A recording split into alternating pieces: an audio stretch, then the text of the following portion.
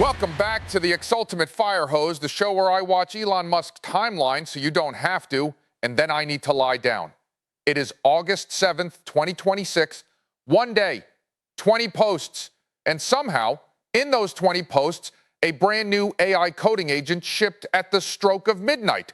A computer chip factory got compared to the tallest building on Earth, unfavorably for the tallest building on Earth. Paul Graham had a religious experience in a Tesla, and the richest man alive settled multiple national debates using single-word replies. One word each. Case closed. Court adjourned. Before we dive in, if this show ends up in your feed and you think, how is this real? Subscribe on YouTube so you don't miss the next one. Hit the like button and drop a comment telling me what you want covered next. I read everything, and honestly, the algorithm treats likes and comments like oxygen. It's the only language it speaks. You can also follow DGTL Dreamscapes on X, and if you've got one friend who's chronically online, send them this episode. They already know. They just need to hear it from Jim. All right, deep breath.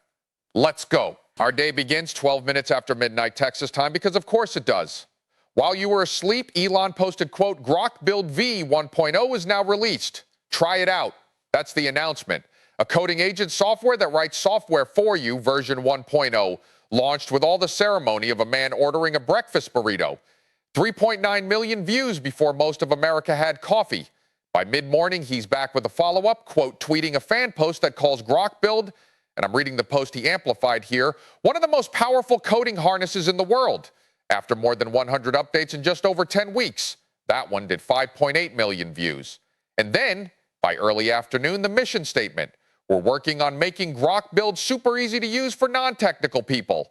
11,800 likes. 3.6 million views. Sir, the technical people haven't finished reading the release notes yet. But my favorite artifact of the whole launch cycle is the meme he chose to repost. The Drake meme. Drake recoiling from. OpenAI it. Drake recoiling from. Claude it. Drake smiling serenely at. Grok it. Caption. Did you know Grok is the only AI you can also use as a verb? That's the marketing department now. One Drake meme, 277,000 views. No comment on the middle panel. Oh, and the terminal company Warp got a shout too. You can now plug your X premium subscription directly into a coding agent. We are speedrunning the future, and the future ships after midnight. Segment 2. Let's talk about Terafab. SpaceX, yes, SpaceX, the rocket company, is building a semiconductor fabrication plant with Tesla out in Grimes County, Texas. And on Thursday afternoon, Elon quote tweeted a gorgeous render of the facility with the caption, just like Starbase and Tesla factories, Terafab will be incredibly inspiring to come to work. 22,700 likes, 2.9 million views. And credit where due, the render does look like where they'd filmed the fourth Tron movie.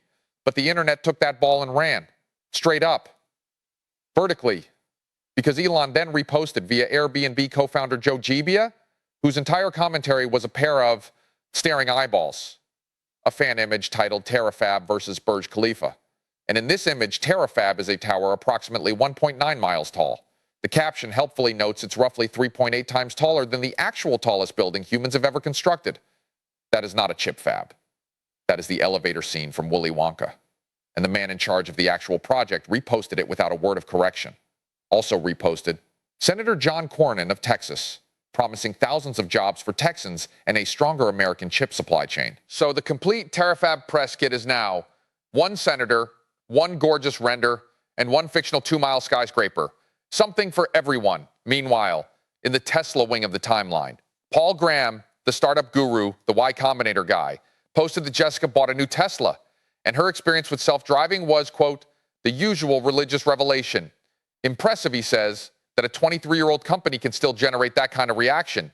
Elon's response, it really is this amazing. 5.3 million views on that reply. The man agreed with a compliment about himself, and 5 million people watched him do it. That's the job. That's the whole job. And I want it.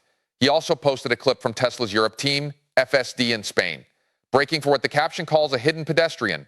Someone steps out from behind a parked bus. The car spots them before a human eye reasonably could and stops. 4.5 million views. And honestly, genuinely impressive footage. I've got nothing snarky. The car saw a person it could barely see. I've been on this planet several decades and I still can't find my phone when it's in my hand. And then the reply window opened. Every day, somewhere between lunch and doom scroll, Elon enters his reply era. And on Thursday, the gavel came down fast. Exhibit A, a Bloomberg headline, University of California faculty calling to reinstate the SAT. Under the banner, quote, "We made a mistake. Elon's ruling in its entirety. Inevitable." One word, 29,000 likes, 3.7 million views. A decade-long admissions policy debate adjudicated with the energy of a man approving a calendar invite. Exhibit B, a post arguing that it's not racist to have a rational immigration policy and that a decade of calling it racist is why the West no longer has one. Elon's ruling, true, one word, again. 4.5 million views. That's the thing about one-word court. No briefs, no appeals, and the docket moves at an absolutely incredible pace. Exhibit C, a post claiming a sci-fi author was told by a publisher what he had to include in his book if he wanted it published. Elon adds, same thing seems to be happening with TV shows and video games. Nearly 30,000 likes, 4.2 million views, one of his biggest posts of the entire day. A secondhand anecdote about one book deal extended across 3 entire industries. In a single sentence, the efficiency is breathtaking. I'm not weighing in on the culture war here. I'm just noting the scoreboard hit 4 million views before anyone asked a follow-up question. Now for the part of the day I have to cover with oven mitts, because the same timeline that shipped a coding agent at midnight spent stretches of Thursday reposting crime stories. A run of them. Gad Saad posting that he's unsure how much longer he can keep sharing these stories because it is, quote, soul-crushing. Reposted to the main feed. 852,000 views. Another Gad Saad repost. Full commentary, oh my goodness, over a Florida crime story. 1.2 million views. A Libs of TikTok post insisting you probably won't see this story in the legacy media. Reposted. And a quote tweet of another Libs of TikTok post.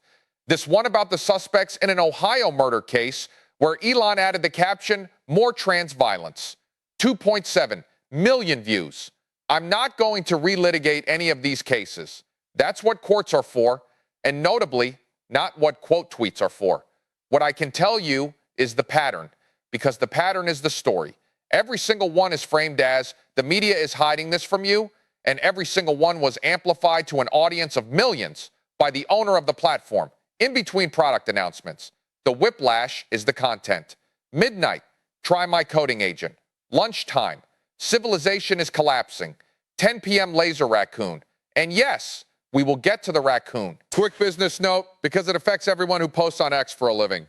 On Thursday evening, Elon reposted an announcement from an X-employee. Revenue sharing is out. Original content rewards is in. The official explanation, and please savor this corporate poetry, is that revenue sharing's incentives were misaligned, and creators should focus on bringing net new content to the platform instead of maximizing payouts. Over 1 million views. Translation from the original corporate. The engagement farmers found the loopholes, so the payment system is being rebuilt around original content, whatever the algorithm decides that means. If your entire business model was posting the word ratio under Elon's tweets, and statistically some of you watching are in this room, Thursday was a difficult day. And then as the evening wound down in Texas, the timeline delivered its final gift. Elon posted a video made with Grok Imagine, the AI video tool, of a giant raccoon towering over a neon city, firing laser beams from its eyes. Explosions everywhere, no caption, no context, no explanation. 682,000 views. A day that started with try my professional software development agent, ended with the kaiju raccoon obliterating a metropolis, and I genuinely believe both posts came from the exact same place in that man's heart. And just before 11 Texas time, one last repost, a Matt Walsh monologue video, still warm from the studio, because the timeline never sleeps. It doesn't even blink.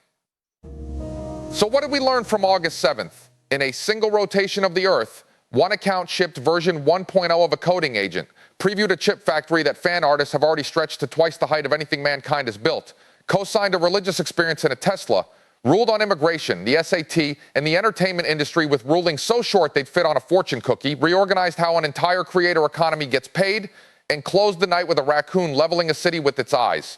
20 posts, one day. This is the fire hose, folks. You don't drink from it, you just try not to drown.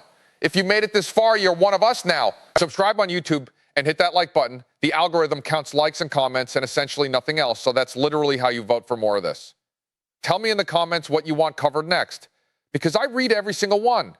Follow DGTL Dreamscapes on X for the between episode chaos. And send this to the one friend who still thinks you're exaggerating about that website. See you tomorrow. Probably. The way this timeline is going, definitely.